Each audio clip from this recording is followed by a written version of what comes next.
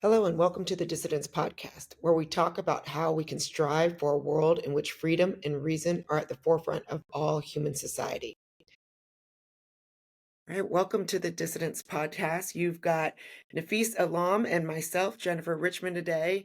This is going to be an interesting conversation. Not sure exactly where it's going to go, but a little background for our listeners. So, Nafees and I have both found in our communications around Institute of Liberal Values that we are health, nuts, gym rats, whatever you want to call it. So much so that it really affects who we are and how we think, right? Like that. And so we've started interpersonally, outside of ILV, kind of sharing like little gym tips and whatnot. And so where this idea of a podcast came around was I was at the gym and I was listening to this podcast that I'll put in the podcast notes. It was a Mel Robbins podcast, and it was talking about women and exercise. And the reason I found this so fascinating is just a little background on me and Nafees, I hope you do the same here in a minute on you and your health journey, or really quick um, recap. But for me, I used to actually, like, I used to compete in kind of the figure bodybuilding circuit, and so clearly I have some idea, right, of how to do it, of how to get fit and whatnot. I mean, I was on a competition circuit around that, but this podcast blew me away because there were so many things I was talking about from a female physiology perspective that I have actually been doing wrong. Just one example is I don't eat before I go to the gym. I don't, it makes me feel heavy. I don't like it. And she even addressed that. She was saying like men can do that, right? Men have got just the, they're just wired differently, but women more so, and this might be true for men too, but women, when they sleep, they kind of hold on to cortisol. And the best way to diffuse that cortisol is by eating the first thing in the morning. So even when I mean, like literally within the past 2 weeks of listening to this podcast, I'm like, wow, I'm gonna like eat even though I'm not hungry. And I have to tell you, it like already has made a difference. So, anyways, fast forward, I texted this podcast to Nafees, and I was like, holy crap, this bro science around the gym, like it doesn't work. And so, Nafees was like, well, it's not just, yes, there's that. And then like, just think about how different we are, not just physically, but mentally too, and how that affects us mentally. So I will stop there. Nafees, we can get into that, but give a little background on, like I did, of like why the gym is important to you, kind of how you got to this place, and then we'll get into the bro science. and, Yeah, and sure. Again, thank you for having me. I love having conversations with you. So yeah, I really appreciate being here. So my fitness journey started probably at like birth, but well, probably from what I remember, it was more around like high school when I had a huge growth spurt and I was on the football team, and then it became important for me to build strength and speed and the size I already had, which was surprising, at least from a height perspective, and then putting on weight, and I fell in love with it, and since then it's been that. So whether it's football, whether now it's boxing, sports has always been a motivating factor to getting started with fitness. But I wouldn't realize it at the time. But fitness would be the motivator for so much other success that I've had. I attribute a lot of my academic success to fitness, physical fitness, because when you're at the gym, you are essentially pushing yourself to see what your physical limits are. And as you're doing that, whether you consciously think about it or subconsciously think about it, there's an element of, okay, so these are my physical limits. I can bench press 130, 150 pound dumbbells, so 260 pounds. Okay, that's my physical limit. I can do sets with it. That's really impressive. Other people are impressed by it. What are my intellectual limits? Mm, It gets you thinking of like, what are my limits? What are the boundaries of my abilities in other areas? And so that pushed me into to do being a much better student. My parents will tell you, like junior high school, my grades were trash, like 60s trash. And high school, I think I graduated with a 98 average. And that had a huge correlation with when I got started with fitness and my intellectual, and then obviously now I am where I am, more of an intellectual than an athlete, certainly. And so when I think of fitness, I think of momentum, and how if I'm going to have a productive day, then the gym has to be, or something fitness related has to be part of that day. If Mm. it's the beginning of the day, then it gets the momentum started. But I've really enjoyed, and this is like individual, right? So I've enjoyed working out in the afternoon for the last, I would say, about 10 years. Because what I'll do in the morning is I'll wake up and I'll say, okay, so I'm going to the gym later. And I don't dread it. I love it. I think, my girlfriend and I have this conversation. We say, or I say, it's like, I can't think of a better representation of heaven than the gym. And she's like, I can't think of a better representation of hell than the gym. That's a different story for a different day. But so I'll get the day started. I'll write a little, I'll speak a little, I'll do whatever it is that I'm doing that day. I'll get the momentum started and then compound that momentum at the gym and then be even more productive in the evening after the gym. So it really helps when I'm having that midday, like it's a lull, I don't know what to do. Like that's where the gym falls in and it just catapults me forward. And so when I think of the gym, the physical fitness is great. I'm not gonna complain about also being a model and an actor. The gym has a lot to do with that. But what really comes from that is the ability to excel at other things outside of the gym. That's what I appreciate most. You just said something. I'm gonna look it up while we're talking because I actually had to write down this quote. Now, as you know, and if people who follow the podcast know, we've been talking about faith a lot and how that's important to me. But I heard someone say, I was listening to the Gospels with Jordan Peterson on the Daily Wire, and someone said, "Oh, here we go. Life is the gymnasium of the soul." I Yeah. wanna say it was Dennis Prager who said that. Maybe it wasn't. There was again, don't quote me on who said it, but life is the gymnasium of the soul, and I don't know that those gym references just really, really speak to me. I mean, it is hard. Honestly, I'm a little different than you. While I do enjoy going, I enjoy leaving bet more. You know, like, it's that accomplishment, you know? You had mentioned before we got on the podcast, it's kinda like making your bed in the morning, right? It's like, you don't really like making your or this is my I mean, I do like the gym. I like the gym culture when it's productive. There are some also very negative gym culture. Yeah. Um, but, like, the meat market culture is not the culture that that I like. But, yeah, I mean, it's just something for me that sets me up, it sets my mindset up, and just kinda going back and tying back in this whole idea of faith, kind of the stuff that I've mentioned before with regards to faith is I think that I'm a better person because that is an anchor for me. It sets my sights higher. It sets my Mhm. sights on good things like kindness and whatnot. It reminds me, kind of who I want to be in the world. But the gym does that too in so many ways. It kind of sets my mind, like you were saying. Um, it sets goals. It gives me direction. It gives me purpose, even if only for that hour. Where then I can come back and kind of overlay that idea, that sense of purpose, that sense of guidance, that sense of directive on the rest of my life. And Yeah. I honestly do think it actually makes me a kinder person. I mean, we are all so like, physically flawed. We're born the way we're born. We have a certain template that we can work with. And there is some grace, if you will, for me at least, in the gym around what we can do and what we can work with that has been really important for how I, then structure the rest of my life. Yeah. I think, I don't think I've met nicer people than people who are either in the gym at the time that I'm at the gym or people who generally just go to the gym. And I think part of that is because it's a humbling experience every time you're there. Regardless of your age, you're there and you think you're a hotshot when you first get there. Like, I'm gonna lift all the weight. And then you do, and then you're very confident, and then you realize, okay, the next day I'm not able to lift it. So what's going on? What's different today? So you're so in your head, and you realize how temporary every state of being is, even strength, right? Even speed. It's a temporary state of being. And I mean, that speaks volumes about humanity. Humanity itself is a temporary state of being. At the end of every life, there is death, right?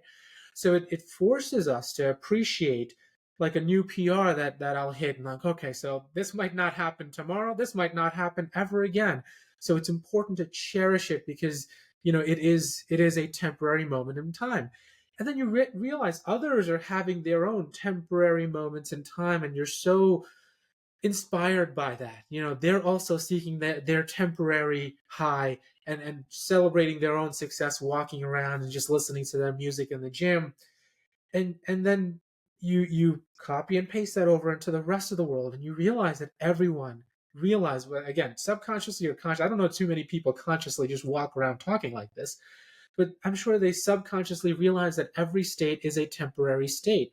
And you, or at least I, and it seems many other people, are much kinder at the grocery store, at the mall, at a long line where some people are upset and others are like, oh, it is what it is.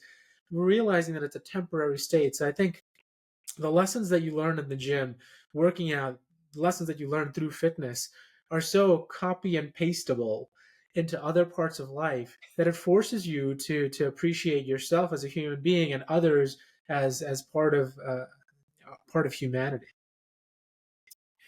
Well, let's go into this. So, I mean, we started, getting excited around this conversation because noticing the differences between men and women, and Mhm. like I started this podcast that was basically saying you've been doing it wrong for most of your life. I think that there's a little bit of using the word grace again, but in a different context. There's a little bit of grace when you're in your 20s, right? I mean, you can do it wrong, and if you're just doing anything at all, your body's going to be like, yeah, it changes a little bit more as you're getting older, and as your body's like, okay, I don't have that flexibility anymore. Yeah. um but yeah, this idea of both gym culture, but also how the differences between men and women, and how we like work out and explore fitness. I mean, give me some feedback on what your thoughts are on that. Well, I think for men, it's hitting milestones. It's being able to advance and progress. I think for women, it might be to maintain a particular figure, or like you've mentioned, to build that momentum forward and have that be a part of that. A successful day starts with a successful activity, type of mentality. um my thing was that in our conversations prior, I've wondered if not so much men and women, but masculinity and femininity, whether physical health is more of a masculine perspective and if mental health is more of a feminine perspective. So I'll dissect that a little bit, Yeah. just for our audience, because you and I have been talking about it over email for quite some time, so we know what we're talking about here. So, from a physical health perspective, consider the masculine perspective always being, what is the solution? This is the problem. This is the solution. What is the quickest route here? Like the quickest, transition from point A to point B is a straight line. So, how do I go from this to that? And that physical health perspective that tends to be more masculine is a linear progression from one, two, three, four, five. All right, I'm here. And so you can copy and paste that into other areas, and the masculine perspective in society is also just about industry and efficiency and effectiveness. Hmm. However, that is not the feminine perspective.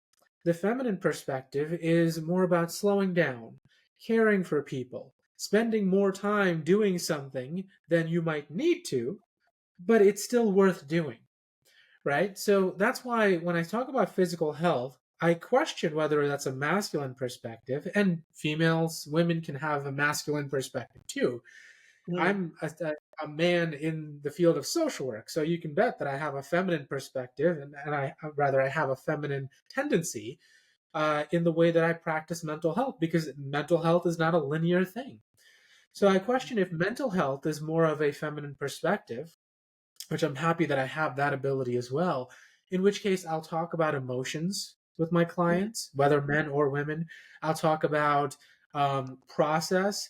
I'll leave room for failures, and celebrate the failures at the same time and say, well, maybe this didn't work, or maybe let's give it another shot. Maybe let's do this in a different kind of way. Being a lot more caring, a lot slower, and a lot more, not less intentional, but the same amount of intention, but just a slower process. And if we're not successful, then we're not successful. At least we gave it a shot.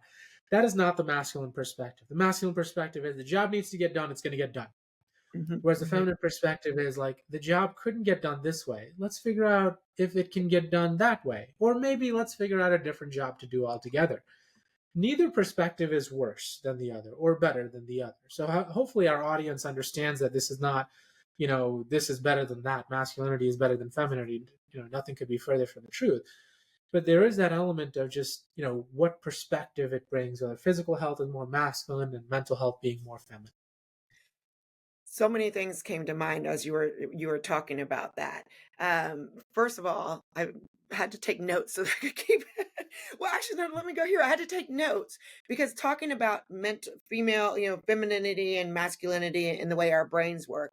And I know that, femininity and masculinity, there is kind of a spectrum. So some people might be a little more towards this side or not. But I've always found this to be true as someone who I think, leans on the, feminine side of the spectrum is men are much easier and we're speaking in generalizations. In general, men can compartmentalize. They like you mentioned the linear, they're problem solvers. If someone a lot of times you hear this in interpersonal relationships. If a woman comes and she's upset and she's crying, a man wants it upsets him because he wants to solve the problem. And she's just like, no, I just listen, or just sit or say nothing, right? There's no problem to solve. I'm just gonna sit in this, these feelings for a minute. Um, and so I think also women and someone a long time ago, someone kind of made this allegory of women and men have little boxes compartmentalized in their brains. I feel like my brain is like a noodle. Like you've got to it's all mixed in there together. And I literally have to take the chopstick, and like try to pick out the one thread or the one noodle, so that I can like pick out the other. And it's like so hard because everything's interconnected and there I'm thinking all these different things and then they integrate in this way, but not in that way. And it's like, I mean, it's overwhelming sometimes. And so I think I do see often that is a difference for people who typically fall on more masculine or more feminine side of the spectrum. But the other thing that I was thinking while you're talking is we had Corey Clark come and talk, and I'll put a link to that in our show notes as well. But she talked about how academia has completely changed with women becoming a part of academia and why. And again, it wasn't a good or a bad thing. It was just a difference, and it was around these ideas of compassion, of caring, of women more so because of, typically the birth givers, right? They need to find a community that they can trust. And it can be a very kind of insular community because you can't, you need to have people who can help you carry this child throughout life. And so all these things that, I mean, it makes sense. It's not crazy. And to sit there and actually acknowledge that, and then to see how that plays out in everyday life. And so one of the things that she was talking about with in terms of academia, this is where you've seen the rise of like kind of facts versus feelings, the rise of like things like DEI, right? Where it's like, we really want to care for people and nurture them, and that's how we do it. And that's not really the typical male position.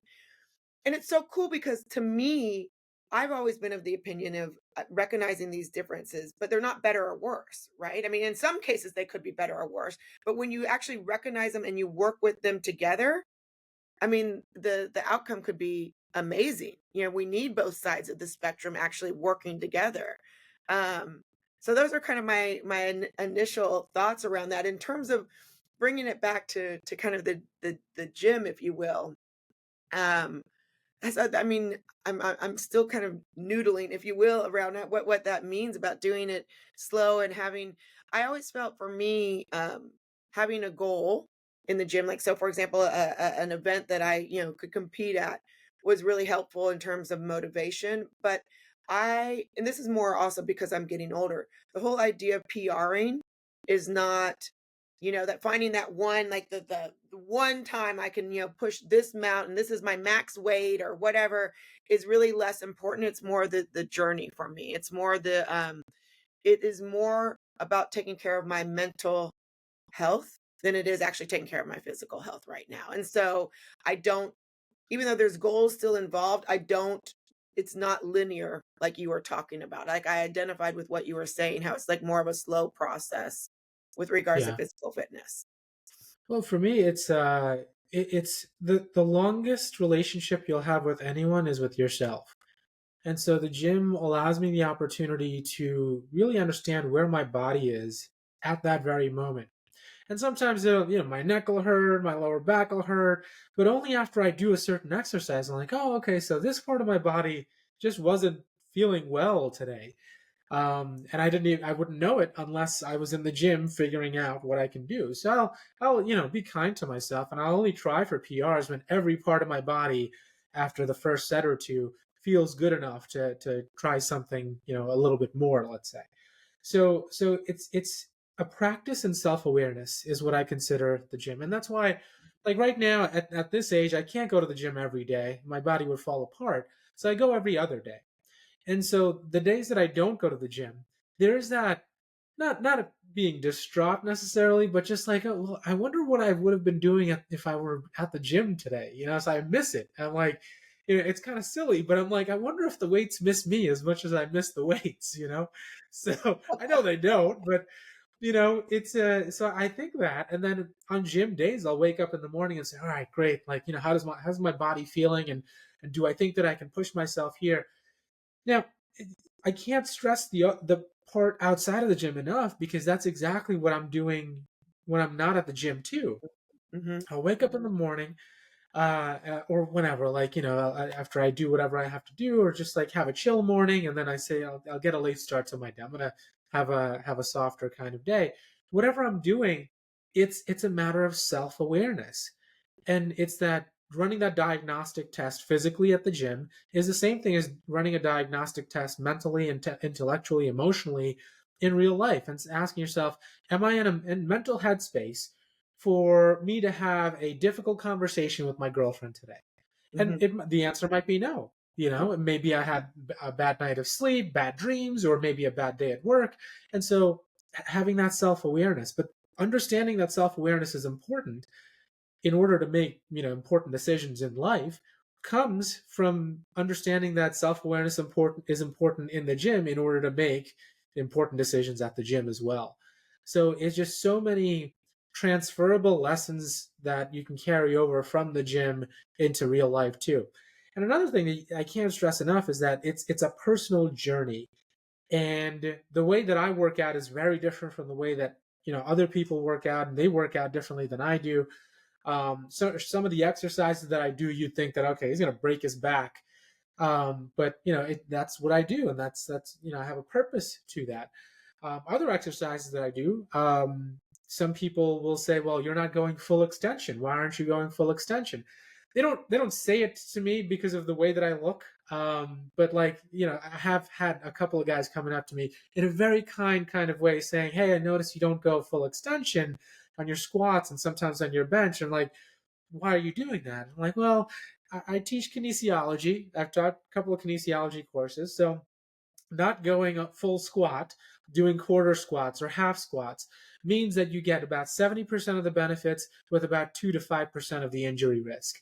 And I explain to the guys, like at my age, like I can't prioritize progress at the risk of injury, because if I get injured at my age, it's very likely that I won't be able to recover from that injury.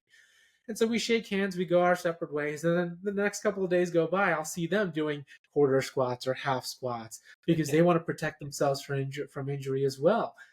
And so, your personal journey, it's on display. Others come and ask you about it in some cases, and you inform them. You get to learn from people, people get to learn from you. It's just the most wholesome environment that I could ever imagine. Let me take us to something that might be a little bit controversial. So you and I have talked several times. We've been on several panels, and again, I can put these in our show notes around trans issues and Yeah, strength and yeah, sport. Um, we're talking here about like differences between men and women, both physically and mentally. And I would love to get your perspective on, like, some people would say, well, no, like, gender is manufactured. It's a false reality. I have a problem. I'll just jump in with like my ideas, first, but bring it up for discussion later. Is I have a problem with that because of the what we've been discussing. I see physically I have certain limitations. I see mentally where I interpret things and process things differently. So, with regards to kind of just this gender debate, where do you fall on that? I mean, is do you think that people truly are like maybe born in the wrong body? Is it a nature versus nurture thing? Like where are we just talking about a bell curve here where we're talking about we have already said that a lot of this is generalities, right? Yeah. Men are stronger, da da da. But for the most part, those are legitimate generalities Mhm. that have been shown throughout time. And I'm so grateful now that we've realized where men and women are different so that we can have the science, like where we started this conversation around women's physical fitness that best serves me, that is not the same, that will not serve you in the same way. And so, where do we fall on that with regards to like just the idea of gender in general? Well, I mean, the biological differences between strength, speed, endurance are all, numbers that we can reference, and it's very obvious. So I think anyone who willfully ignores the data is practicing in bad faith, and perhaps for a good cause. Maybe they are, fighting for trans rights, but in ignoring that, like you can't do something, have that good intention and just ignore data, right? So the data already exists. And as far as the gender part of that conversation, I don't, it's difficult for me to put myself in those shoes because I'm not in those shoes directly. Um, but I would imagine that there are certainly a number of people that feel like they are born in the wrong body. And they look at themselves and they wish they looked a different kind of way. But the data also suggests that even after certain surgeries, that anxiety and that depression remains. That unhappiness with the way that that person might look generally tends to remain. So I wonder if, how much of that is genuine, which I would imagine some of it is. And to say that none of it is would be outrageous. But I wonder how much of that is genuine feeling like I was born in the wrong body, body dysmorphia, and how much of that is just an element of social contagion and trendiness, if that's even a word that's relevant to this topic, where the more we talk about it, the more people are coming out as trans, for example. Now, we have to be careful and sensitive in navigating these waters because, you know, I can't know what I don't know since I'm not trans myself. Who am I to say, well, most people are just following a trend? Well, just because I'm not doing it doesn't mean that other people aren't. It's very possible that I am the 1% who is just absolutely wrong and the other 99% are correct. That's happened plenty of times before. I've been humbled for over 4 decades now, right? So I can't really comment on that other than to ask questions about it. Asking questions like, well, here's what the data says. What does the data mean? From the biological perspective, we see that men outperform women in almost everything, strength related and speed related, and most things endurance related. So like there's the data. The other part of the data is that even after post surgeries and post interventions, trans people tend still not to feel great about themselves long term. They still often have questions about their bodies, their who they are. There's a great number of people who are now in the starting phases of detransitioning, Mhm. after several years of having been trans. And so we're going to have news articles and information coming out about the detransitioners and what their experiences have been. Anecdotally, not enough data has been collected, but anecdotally, some folks have been on record on YouTube and and TikTok and news channels saying that, well, they wish they never, their parents didn't put them through this. Like, what, I was a kid, you wouldn't let an 8-year-old get a tattoo. Why did you let me change my sex? And so, there could be a little bit of a blame game going on back and forth. And I wonder what that does to this industry of healthcare that is built around gender affirming care. And I wonder how the detransitioning movement that is starting to grow is going to impact that particular industry. We're just going to have to wait to see it play out. I think I'm still of the opinion that, if we're asking questions about, can female athletes compete against male athletes, why not combine the leagues? I've written about, merging the NBA and the WNBA and see who makes it, because there are a lot of people who, whether in good faith or in bad faith or just not understanding physiology, are of the opinion that no, women are better than, Asia Wilson is better than LeBron James. And you and I know that is, it couldn't be further from the truth. But there are enough people asking these questions to at least see, and in good faith merge the leagues and see if LeBron James and Asia Wilson are really the same athlete, or who's really better. And once we get that information, we'll have that on record to be able to show future generations of people who still have those questions here are the answers. Here's something a little bit also slightly controversial, but taking this conversation back to kind of fitness and health is, another podcast, which I'll put in here. I was listening to recently on the Huberman Lab, was talking with a scientist. I forgot his name. It'll be in the show notes, but he was talking about mitochondria health and the idea behind mitochondria health, which deals with things like depression. Right. I mean, it really sets us up. The science behind it, really, like all the kind of the mental health issues we have, um, in some way, shape, or form, are somehow related to like our health of our mitochondria. Right. And so, in trying to make sure that we have the best mitochondria health, it falls down to diet and exercise.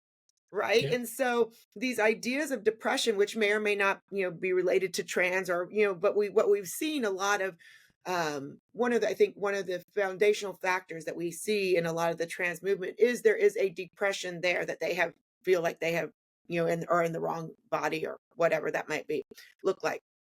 And so one of the things that I really, and I'm so invested in this, is having our kids eat well, exercise, and have these habits right away. Now, that you still might be trans. Again, this isn't really reflective of the trans issue per se, but of the depression and what we're seeing, and and that depression leads to a confusion. It leads to that lack of self-awareness that you were talking about earlier. And I honestly think, I don't want to, place all my eggs in the, diet and exercise basket, but I really want to see, like, if we are more proactive instead of reactive with our kids, with their health. I'm very interested in this whole MAHA thing. I'm learning a lot. This is why I'm kind of getting back into the science, listening to kind of Huberman and the scientists that he brings on.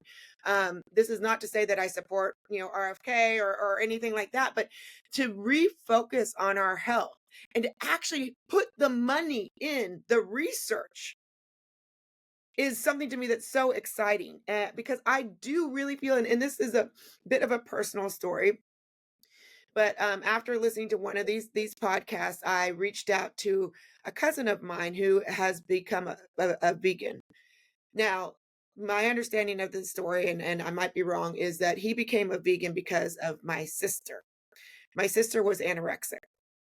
Mm. She suffered with mental health issues, and I texted my cousin and I said, I believe to this day, and we lost my sister um, uh, in 2023 from an accident. But, her mental health, it was something that we were always working on. And I mean, by the way, I just need to stop and say, like, you could not have met someone with a bigger, more beautiful heart than my sister. I mean, her mental health, in some way, she actually founded Anchorage's only pediatric hospice. I mean, this is the heart of this woman, right? And so a lot of like, she put herself in situations that really affected, mental health too. But I truly believe, and now she chose vegetarianism. And of course, she was dealing with anorexia too. But when she would eat, she chose vegetarianism for moral issues. And I really who can say that that's wrong, right? I mean, I love people who have strong moral beliefs. But I truly believe that the way she ate, the processed food that she ate, that she needed to eat, because, if you're vegetarian, there's only so much you can eat unless you're just eating broccoli all day long, right? I mean, affected her mental health. And so I'm reading these stuff, listening about the mitochondrial health, listening about like what we need to do to take care of that. So much is around processed food that you and I grew up on. I mean, in our age area, you and I were laughing about a meme the other day about how, back, when we were kids, our parents or our mothers got liberated from the kitchen, right? But a lot of that liberation was a result of the food industry, pre-packaging things.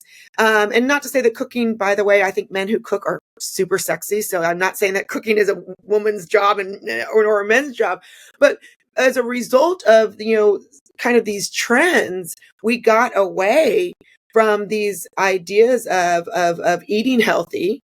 And of course, exercise is a new, it's not new, it's new-ish for women, right? I mean, we didn't really exercise in the way that men exercise or weightlifting until, that didn't become, fashionable until the last, I'd say 20, 30 years.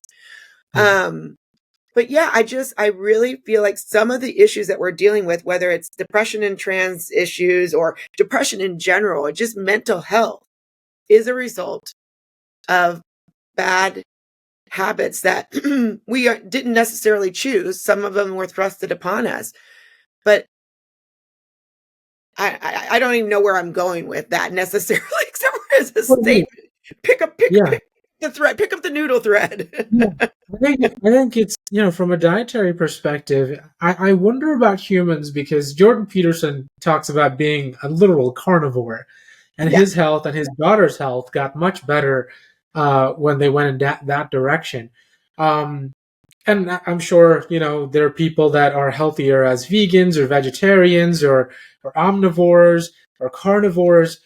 And I wonder if humans are maybe the only species where you get to pick your own adventure. As long as you stay consistent with whatever direction you're going, your body adapts to that way of eating. And so if you're a vegan and you just started as day one, or maybe not day one, but like week one or month one of being a vegan, you're probably experiencing a lot of stomach issues because your stomach is not used to it. But give it a year, give it 3 years, and your body will be so used to that's how it runs, where you introduce a piece of meat and all of a sudden your stomach is all, turned upside down. The same can be true for being a carnivore, where like 1 month of only eating meat, your stomach is like dead. But 1 year of only eating meat, maybe you're Jordan Peterson, maybe I think her name is Michaela Peterson, his daughter. So I wonder if it's not so much about what you're eating, rather eating what you're eating consistently to allow your body to adapt to that and understand, okay, so it's X o'clock, we're going to eat, and I know what's going to be coming in, so I'm preparing whatever I need to prepare, so this way we can use that food for optimal fuel. I do wonder about omnivores specifically, where they'll eat, vegetables and meats and nuts and breads and all that together. I wonder if that's the best way to go or the worst way to go, because for those people, like, there's so much variety that it makes eating fun. Certainly, it's interesting to eat new foods, but how invested is your stomach in interesting? Your stomach probably doesn't want interesting. Your stomach probably wants, just like your car, consistent fuel. If you're going to fuel up with regular, you can consistently fuel up with regular. If you're going to fuel up with premium, you consistently fuel up with premium. It's when you switch it back and forth that your vehicle struggles. Maybe the same is true for humans too. And maybe it's just about, what do the kids say? Pick a lane, right? Pick a lane. Are you going to be a vegetarian? Are you going to be a vegan? Are you going to be a carnivore? Are you gonna, paleo for, as you've mentioned as well? So, pick a lane, stick with that lane, and talk to me in a year. And a year is a good enough amount of data to say, okay, so now my stomach is doing well, my body is doing well, my mind is doing well, and all because my I've gotten used to the way that I'm eating now. So this is why I'm so excited about money and attention and research going into this, because I that's what you said is fascinating. What has worked for me is kind of paleo keto ish during the week, and on a Saturday or Sunday just go balls to the wall, absolutely nuts. And I've actually read though that reset your body going what the and then having to reset like actually it's healthy, right? Your body then kind of, but who knows, it seems to have worked for me. I've been doing it for a while. I feel like I'm at a relatively healthy weight. I feel good mentally for the most part. But that is the science that I think is so important. And I think, what excites me that we're starting to do the research, but I think again, the research has to be done. And what worries me is the research has to be done in a way where both men and women's physiology is taken into account. And I worry that some kind of in the trans movement might be like, well, no, that doesn't matter. You could be this or you could be that. But a lot of our trans friends, someone that you work with closely, like Xander Kegg, I mean, he recognizes biology is biology.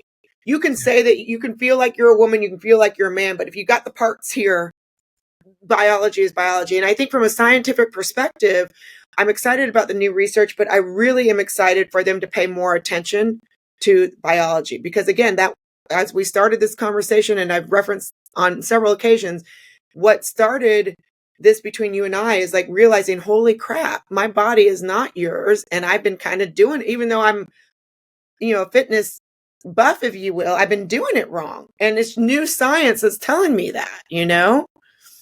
Yeah, and being able to adapt to new information is so vital. And I think, as time continues to go along, biology is going to take a bigger and bigger role because it is so obvious. And so I think, we're going to see more collaborative efforts, more trans women in women's sports who, I think we saw not the judo, the fencing girl recently was, or fencing woman recently was featured. And then another one that I saw was like a frisbee golf or disc golf. I need to really brush up on these other sports, right? I'm like, talk to me about basketball, football, and baseball, and maybe a little bit of hockey, but there are other sports. So as more people, more trans women begin to win and maybe even dominate these sports, their society will have no choice but to tackle the issue of how much of an impact does biology have. And as we have those conversations, I think common sense will prevail. Give it 5, maybe 7 years.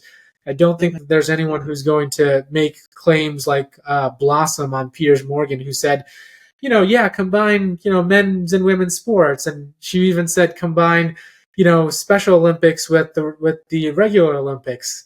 Like, that's okay. If we want to do that, we could do that. But once we gather the data to show how much of a difference there is in these athletes between the Olympics and the Special Olympics, we'll have the data and we'll be able to operate from that. So maybe society is in the learning phase and not so much the planning phase.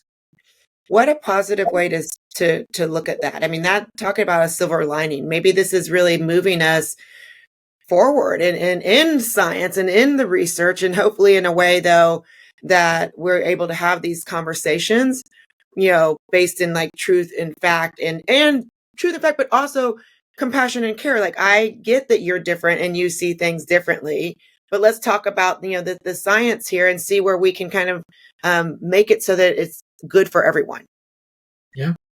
regardless of Yeah. the way you identify. Yeah. I think it's important just to have that benevolent perspective and not think that everyone who thinks differently from us must want what's the worst for society. I do think that the people who are advocating for things that to you and I might seem to be contrary to common sense, maybe they're advocating it for those things for good reasons or what they think to be good reasons. And give them the benefit of the doubt. I mean, kindness, goes both ways. We expect kindness from others, and we should give it to others as well. And so, when I talk about trans athlete participation, which is really growing a lot, this topic area, and I'm happy to be one of the commentators on it. I try to practice as much kindness as possible. I talk about how, like, there's data, that is indisputable, but there's also a question that is asked by society that says, should that data matter? Is inclusion of trans athletes more important than the exclusion of female athletes? And maybe that's a question, that needs to be asked. And there's a lot of female athletes that are in favor of trans athletes, trans women athletes, playing with them and playing against them. And so there's another element of what business do we have of protecting people from themselves? So while we see on Fox News and CNN and NBC all these female athletes talking about, well, this trans woman took my trophy away and that trans woman took my win away, there's other females who are like, this is great, this is wonderful, like, this is, I want this to happen. So we need to get all these sides, and maybe the truth is not so much common sense. Maybe females are comfortable with trans women taking their accolades because their perspective might be women are women, and this is a celebration. We're adding more women to the population by having trans women and be included in that. So I haven't really seen many news articles about female athletes explicitly stating this is a wonderful thing. Trans athletes should be welcome in women's sports. All I see are like the hot takes, of just like, this woman's trophy was taken away. So I think it's a long way of saying that we are still in the questioning phase. We're hearing a lot from one side of politics and one side of perspective. But I'm also curious to see what that other side has to say of those female athletes who are very pro inclusion of trans women athletes, playing with them and playing against them. Yeah, I mean, when we talked about this before with Stella O'Malley, I mean, I think there's a third way that kind of addresses all of that in a way that everyone, I mean, not no one's ever going to be happy, but I don't know, just as a woman, I'm still kind of stuck on I mean, we just saw, it's kind of funny, but the two pool players that are now, Oh or I yeah, think, yeah, are two trans women. I mean, I don't know what pool has to say about athleticism, and that's a totally different topic. But I do feel like there needs to be a space for women who want it. Right. And so the third way is for women who don't want it, then there is this like kind of all gender sports teams, clubs, whatever. I'm okay with that. But I think that I think we will always have, and you talk a lot about masculinity. I mean, there needs to be these spaces of belonging for people who do identify with their masculinity in a positive way. There needs to be spaces for women who do identify with their femininity in a positive way. I think that's part of the problem, particularly from a woman's perspective of the trans conversation. It's not so much that I disagree with it. I really lean. This is where my two values, my libertarian views and my faith kind of come into play, where it's like, you be you, right? It's not mine to judge. You be you, and it's only for me to like look at the best, try to find the best in you. At the same time, though, I feel that we need there's something lost when we just say, hey, the best thing is like just make it all, one wholesome, yay, everyone get along. I mean, as a woman, I appreciate female spaces. yeah, Like there's a camaraderie there that I value, and I would like it. And I can only imagine in sports, I think that I would feel if I was competing against a trans woman in a figure competition, I would probably feel very, very, very yeah. discouraged. I wonder if the solution might be separating women's sports from female sports. So this way, women's sports could include trans women, Mhm, because women mhm, are mhm. women, and with the females, it'll be more sex based. Where we don't have a problem is in men's sports, because in men's sports, if you look at the rules of the MLB, the NFL, the NBA, the NHL, I think the NHL, I'm not so sure about the NHL, but I'm pretty sure that that's true for all four of those major sports, is that it's not a gendered sport. The NBA is not a men's basketball league. It's a national basketball league, and their bylaws show that if a female were to try out and get a spot, they'd be allowed to. The Yeah, same is true. The MLB is famous for this one because I think they're the first to put it out there. The MLB is a truly non gendered league. The best athletes play. It just happens to be that the best baseball players, at least, ones that are known, are males. So this is not an issue that I think will ever happen in men's leagues, because men's leagues are just the sport, fill in the blank sport league, yeah. right? It's just a basketball league. It's not a men's basketball league. It's just a basketball league. So that's at least it makes the problem easier to solve because half the population isn't even involved, you know. So now we have the other half, which is very important. Don't get me wrong, but it's easier Right. to solve than the whole population having to solve that whole problem. So that's that. The best athletes will probably play in the men's leagues because it's just the league of that particular sport. And for women's sports, because of more and more trans women coming into these sports, it may be of interest to separate women's sports from female sports. So this way, women who want to be in a league with trans women can, play in that league, and women who Mm. don't want to be in that league would be in the female league. See, again, I mean, elegant third way to resolve this without all the yeah, the clamor and the commotion. I mean, I would be okay with that. I mean, I think the problem might arise where most people are choosing the female league and the Yeah, women's league doesn't have much competition, but at the same time, I mean, it's a process. We're as you said, we're in the questioning phase. I mean, why not try that out? You know, take the heat out of the conversation at least a little bit.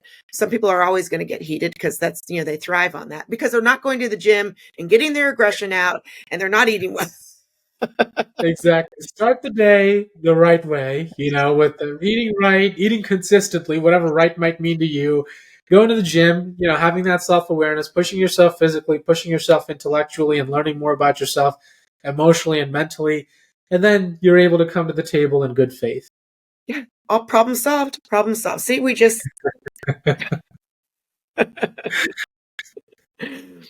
well, and if now that we've solved the world's problems of health and fitness, it was thank you for going on this odd journey of fitness, faith, and just our current conversation around sex and identity. I mean, it's fascinating.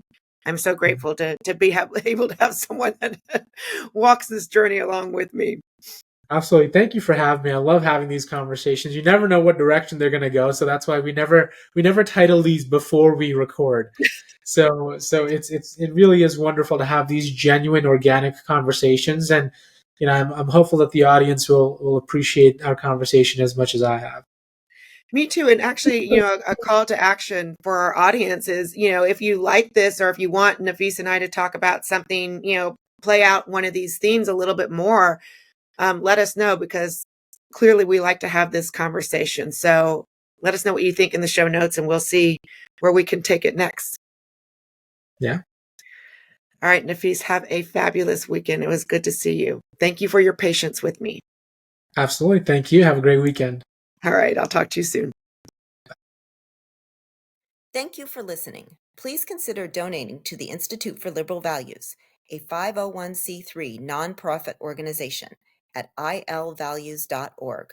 All donations go to support our continued programming to realize our mission to provide the skills and support required to build community where there has been division, to encourage free expression where there has been censorship, and to foster optimism where there is fear.